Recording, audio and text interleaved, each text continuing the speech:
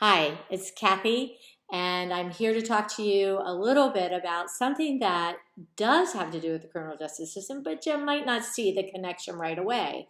I always think that in the environment, we talk a lot about how the interconnectedness of saving species are. So you can't really save one species without having an impact on all the other species, some positive, some negative impacts.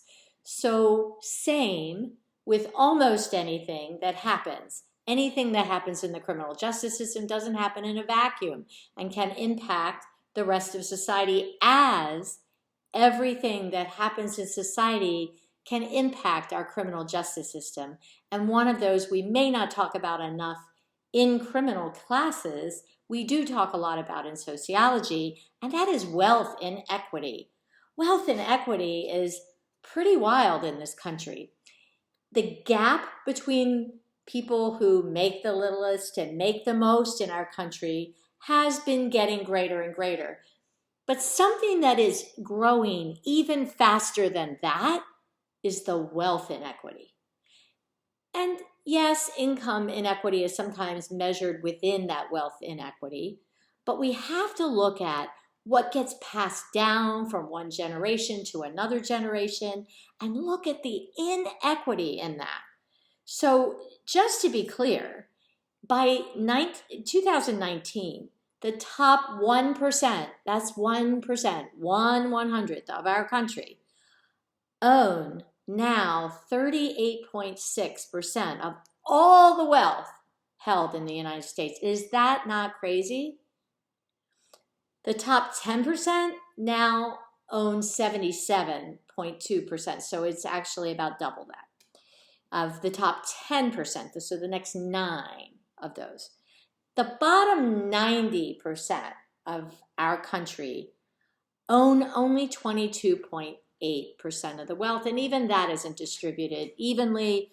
The bottom 50%, the bottom half of our fellow humans in the United States only own less than 2% of our wealth. That's kind of crazy. And there's a lot of things that go into that can impact the criminal justice system. So I thought I just wanted to tell you about that. People with health insurance, when the whole family has health insurance, their average net wealth is about $114,000. For families without health insurance, their net wealth, meaning what they have, is only about $16,800. Okay, what is net wealth? It's everything that I own minus everything that I owe.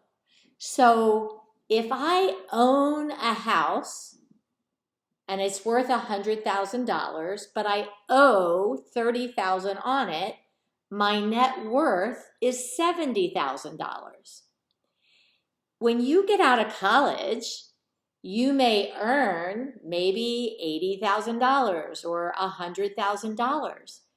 But if you owe $60,000 anyway, now income isn't wealth, you're actually negative $60,000 of assets, of wealth, because your income doesn't count in that way. It counts in different ways. So understanding our wealth inequity and how that's gotten so much greater. This has been happening throughout the last 30 years or so. So the 50 richest Americans own as much wealth. Okay, take this. The 50 richest Americans, own more than half of the United States together. That's a lot of difference. It has been going up and up and up since about 89, and it's been going faster. So what does that mean? And you say, okay, well, first, let me demonstrate again that, and I'll tell you how it goes into it. I hope you can see that. Can you see that? Is that backwards to you? I don't know how to make that forwards. But I can tell you that if we have a 50-student nation and our total wealth is 50 candy bars, one person, let's just say one out of the students we have here, gets over 19 candy bars. Huh, what? Out of the 50 candy bars. The next 4 students out of our 50 student nation get over 19 candy bars to split. That's still pretty good. Oh, so then we say the next 20 students get about a half of a candy bar apiece.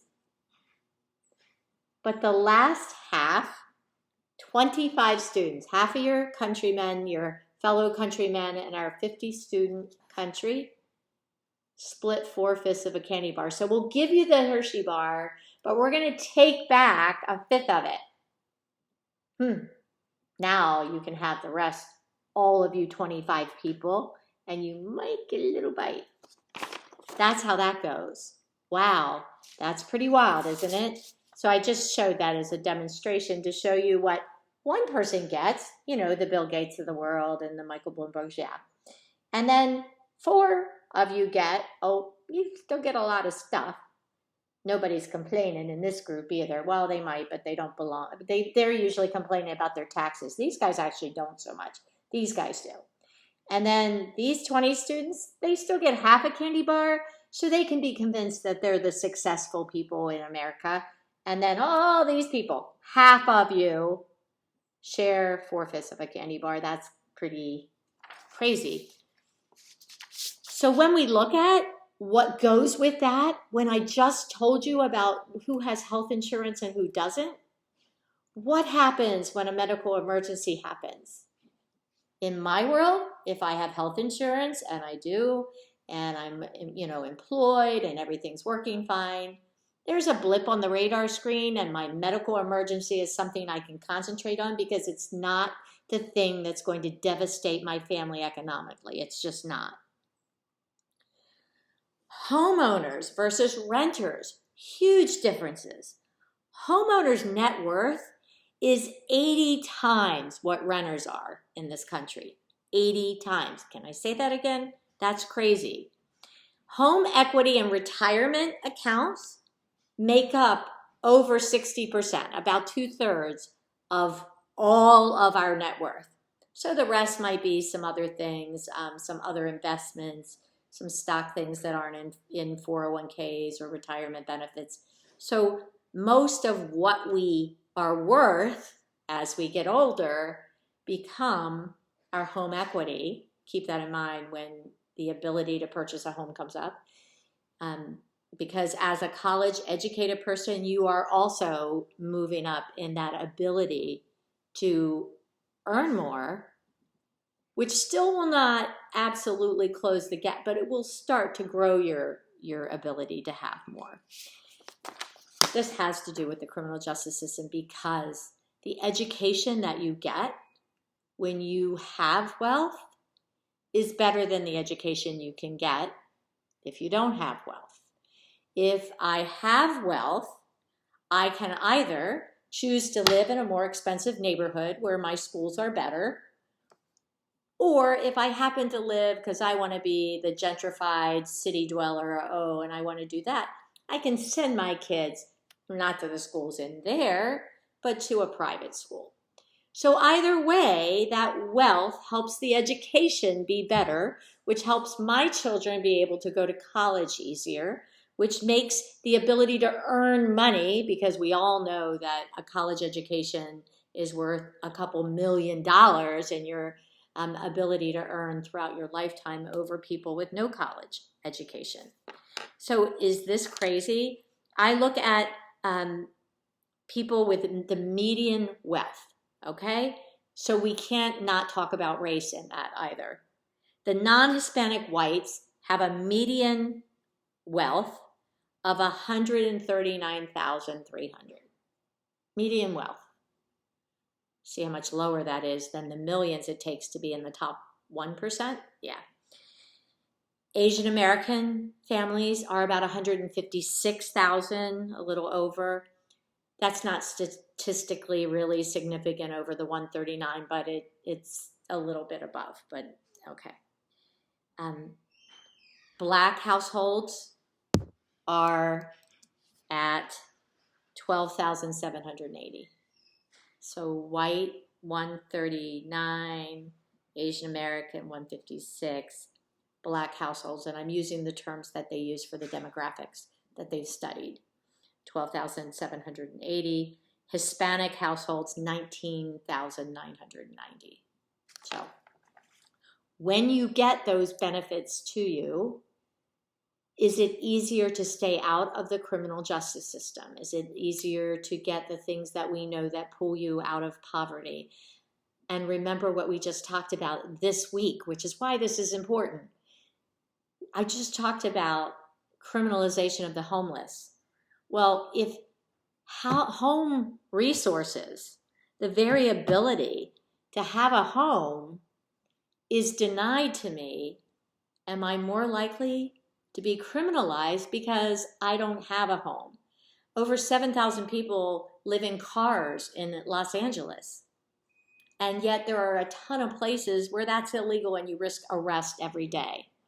There are these stay away orders that they've issued in cities for when you've been caught camping or sleeping or loitering in certain areas, and they take you in, and they don't want to prosecute you harshly because they want to look good, but they give you a stay away order. So you stay away from those kind of, upper businesses, people who want to attract other people to their neighborhood.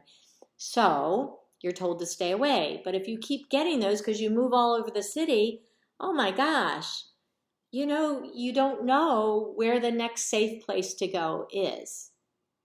So you can be criminalized without committing crimes just by the fact that you have poverty. But now we see how that poverty works. We see that there's lots of people at risk of that when we have this kind of wealth gap. That is just more of the story to think about on your afternoon or evening or morning, whenever you choose to watch this. Thanks. Bye.